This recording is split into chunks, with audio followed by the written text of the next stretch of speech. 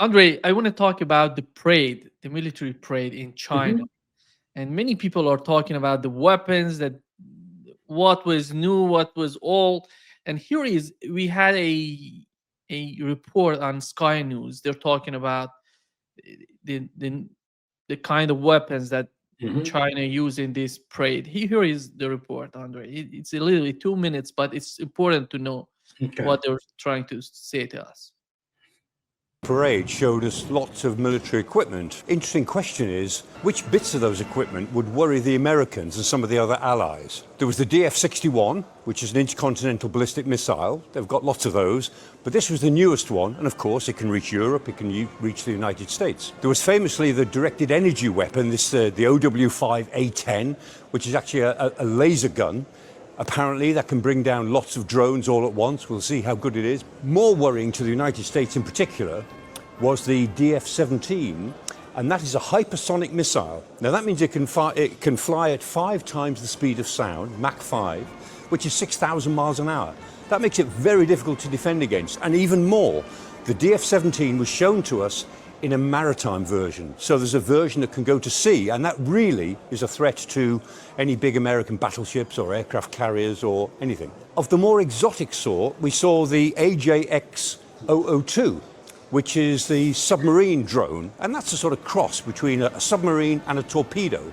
And it can do the job of both. It can act as a submarine, doing everything that submarines do without anyone on board, or it can just be a massive torpedo and detonate itself with a massive warhead against pretty well anything. And then there's the GJ-11, the sharp sword, and that's an aircraft, a drone aircraft without a pilot that can fly alongside an aircraft that's got a pilot in it. So one pilot could control 4 or 5 wingmen who were with that pilot and simply acting as their own independent air group. Now, Western militaries are all working on these sort of things. They've got their own programs to do exactly that. But the Chinese would have us believe that they've already got there. Not sure if that's true, but that's what they want us to believe. Andre, this is the way that they're trying to picture what has happened in China. And in your opinion, from your point of view, what was important about the parade in It terms of wasn't. weapons and the policy? Yeah, it wasn't the weapons. There are many questions which are totally legitimate, and actually, his whatever Michael Clark, he was surprisingly, how to say it, objective, relaxed about it, and he said many things which otherwise any military professional, I'm not sure how professional he is, but yeah, it's pretty much those weasel type platitudes and things like that, which anybody would say. But the reality is, it wasn't even the fact that weapons like this torpedo. I mean, its attempt at copying their, well, obviously Poseidon, which have been in development for 2 decades and now isn't official. But it's a completely different story with the Poseidon. But yes, you can see yourself. There's nothing wrong with demonstrating your technological prowess, but it's not the main event point. It was the organization, the magnificence of the parade. The way they marched, the way it was, manifested, and which was, coming across as a powerful show of force and resolve on the part of Chinese, not government, but people. And the fact that they finally said, you know what, there is a reason why we are permanent members of the Security Council of the United Nations. We are one of 5 victors. I don't know how France ended up there, but okay, that's the whole other story. China certainly deserved its place, apart from the fact that sustaining slightly less, but I mean, in 20 plus million casualties, and mostly civilians, in a war against Japan, which started in 1931. And then, it actually, Red Army already, Khalkhin-Gol, famous battle where Zhukov destroyed, the Japanese formations and things of this nature. And obviously Chinese fought the Japanese. So United States got into this war in 1921.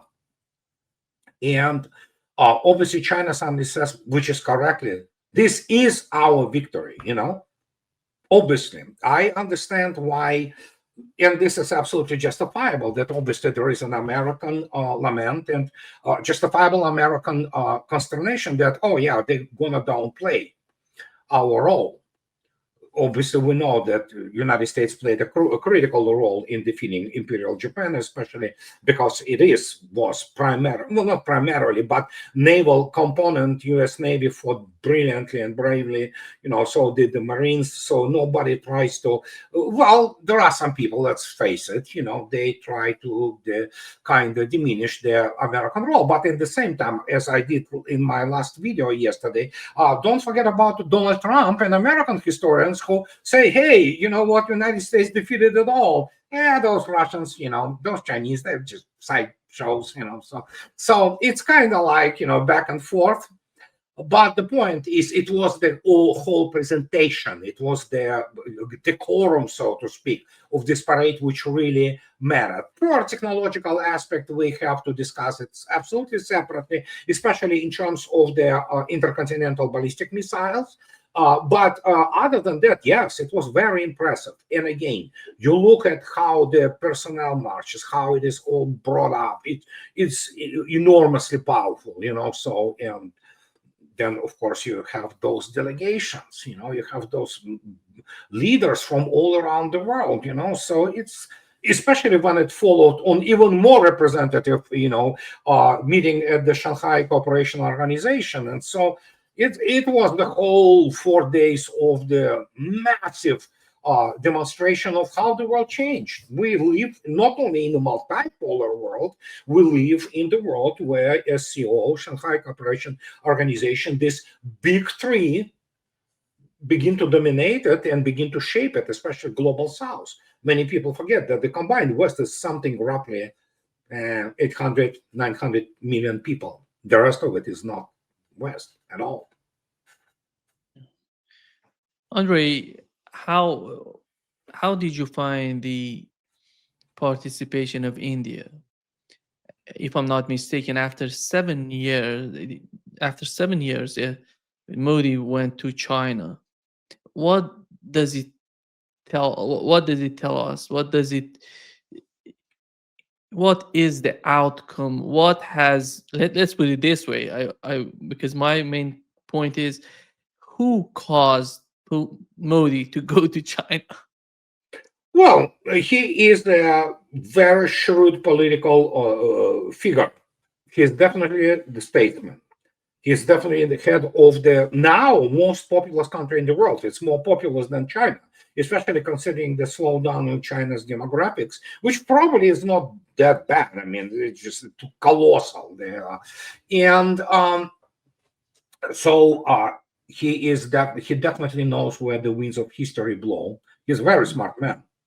And suddenly, you have this situation, which India was part of it anyway. India was a part of BRICS, and Shanghai Cooperation Organization and all that. And suddenly you have this simple calculations. Add India to the mix of China and Russia, you have the most powerful economically and militarily alliance in the world, in the history, more powerful than NATO. Okay, and so you look attentively, and then you'll have what? Huge part of population, and you represent absolutely new page in human history. Of course you want to be on the winning side.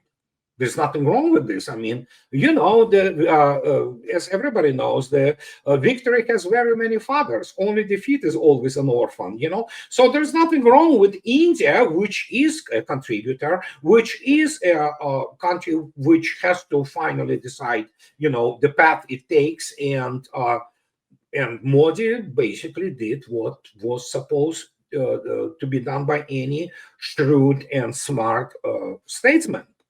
And he went to China. And then suddenly what you have is, and again, the last 96 hours, I mean, what, right? Yeah, 96. 4 days. That's it.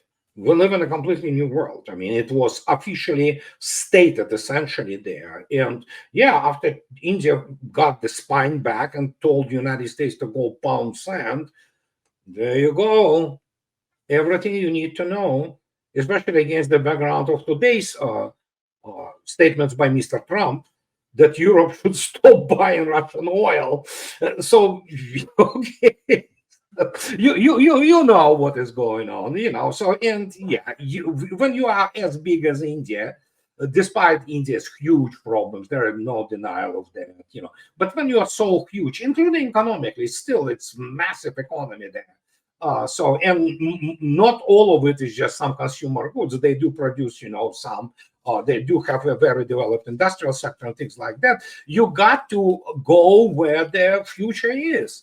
And the future is, as have been stated by me for second decade now officially, it's in the Eurasian land mass. It is, Eurasia. So what can I say? Yeah, there you go. You make your choices, and you're going to benefit from them. I mean, it's simple, analysis of the profitability, so to speak, and cost benefit analysis, and there you go. I think when we look at China and Russia, we can say that nothing can separate one from another. And how do you feel about India? Where is India in that calculation?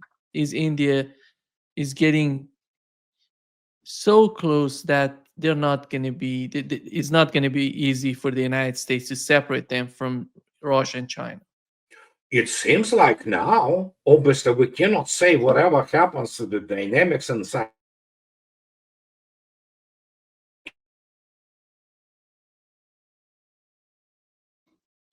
Andrei, I think we've lost you. Yeah.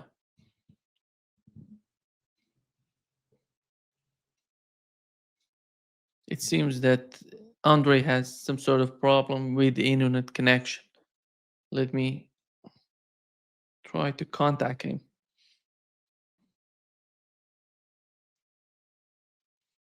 Yeah, he's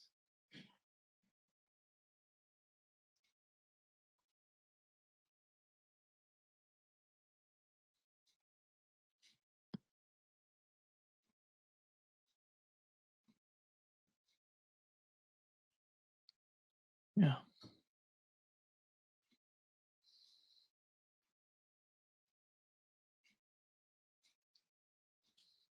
I'm trying to contact him. Just a minute.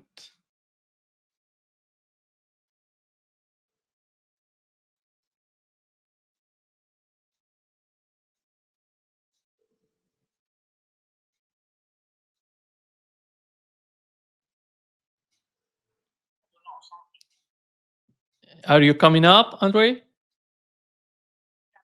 Okay, okay. He's coming up, yeah. It was some sort of problem with his connection. We don't know what was that, but he's gonna be back in a second. Yeah. Yeah, actually, he's back. Yeah, you're back. I'm sorry, it's CIA which tries to interrupt all of it, So, yeah, I mean, yeah. just repeat the question. I'll answer. Yeah, the question was the case of India. Is India so close to Russia and China that we can say that the West cannot separate them from these two countries, or the coalition, the SCO, and what's going on in the East? And I'm talking about Russia, China, and the kind of alternative that they're trying to make. Again, difficult to say. We know that sometimes India is shaky, and of course they are led by, as many people are, and many states are, by benefits.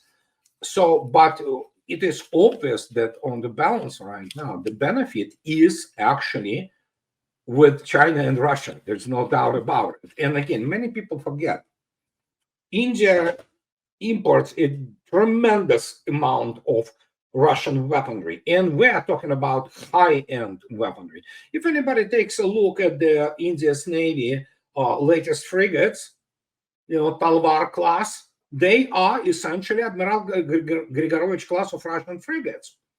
And you look at the Brahmos, and then guess what? Today's news. India wants more of S-400s. So make your own conclusion. And they're also discussing now the issue of the Su-57s, and so that's India always was a huge, basically customer of the Soviet and Russian military-industrial complex. And I can tell you one thing: yeah, they evidently had issues with Rafales performing properly during the. Unlike it was the case with S-400, which Modi praised, like nonstop. So yeah, it's how to put it. And then of course, energy. We live in the civilization which requires increasingly more and more energy. The combined West cannot provide this. The only people who can provide, well, the only country which can provide it all is Russia. It just happened like this, So looking at pay, I mean, again, the benefits are there. Andre, one of the points that she was trying to make it was that we have to choose between war and peace, and cooperation and confrontation, or win-win cooperation, zero-sum game. And he's talking directly with the United States with his mentioning that. Do you think that China is still afraid of the United States doing some sort of military move toward China? I mean, it's not afraid, it's wary. Let's put it this way. I don't think China is afraid, especially since China found its mojo, so to speak, starting from the mid 2010s. So, and of course, China has Russia, Russia has China's back. There's no doubt about it. So, but nobody wants war. Nobody wants confrontation. And you have to always keep in mind that Washington, D.C. is filled with mad nut jobs, just basically people. One of the reasons being that America doesn't know what war is. They have these whiteboard ideas about it, but nobody in the United States, nobody, zero. There are now people, including military people, who do understand what continental warfare is. They never experienced it. Not a single American serviceman lost his family, his wife, children to enemy fire. They have never had their houses burned. They just don't. They have no concept of it. All those veterans also, they killed somebody else in some kind of, remote areas. They never defended their families. They don't know what it is. They don't understand the psychological, basically setup of all that, because there is no reference point, historically, culturally, what have you. And so basically China understands it. They lost enormous amount of people, number of people during the Japanese occupation and during the war there. So China has a very good understanding of the price. America doesn't. So, and that's how the same goes for Russia, for example. Are Russians afraid of the United States? No, but they are there are all kinds of nut jobs, like that was the case with the Biden administration, who think that they are, invulnerable because they're morons. I mean, you look at the military education and most American strategists, which are near power and concentrate and congregate in the Washington, D.C., most of them are cretins, basically. They don't understand the first thing about what it, entails and what other ramifications. If you go to some stupid senator, you cannot explain to Lindsey Graham that his address is known. He doesn't even understand that, Russians can literally launch missile which will fly into his door, because they are all fed up in the Hollywood propaganda, not understanding that technologically the United States lost the arms race by a mile. It's not even, it's a knockout essentially. But they still believe all this BS, so because they are not educated people, they are primarily, militant humanities degree dumbed down people, economists, political scientists, people who have no clue, and as a result, you have this aggressive posture, apart from the fact that what is happening in terms of the, generally foreign policy of the United States, which is controlled by the Zionists and all kinds of people of this nature. They call it war hawks. They're chicken hawks, most of them, including American generals who would be laughed out of the, tactical level units in Russia as being incompetent. So, and that's when you have this situation. It's that, yeah, you have to tread cautiously. Because if you trigger some insecure bunch in Washington, D.C., and they are extremely insecure, and narcissists like Trump, for example, who knows what they can do? Again, you have to treat the United States at this stage as a madman. And that's what Russians and Chinese do. But militarily, yeah, if the United States begins any kind of serious war, it will cease to exist. It's simple as that, and what can I say? It just has to be constantly reminded to political and military elites in the United States that they will die. Together with their families, their property, it will be a parking lot, basically, if they don't understand what they're dealing with.